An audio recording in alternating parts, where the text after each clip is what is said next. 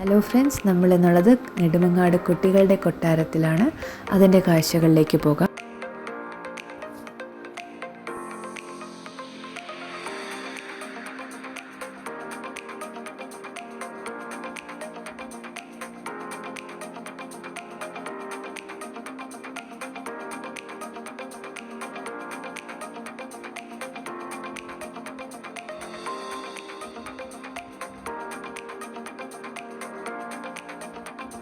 കുട്ടികളുടെ കൊട്ടാരം നെടുമങ്ങാട് ടൗണിൽ നിന്ന് 1 കിലോമീറ്റർ അപ്പുറത്ത് വേനാട് ഹോസ്പിറ്റലിൻ്റെ അടുത്താണ്.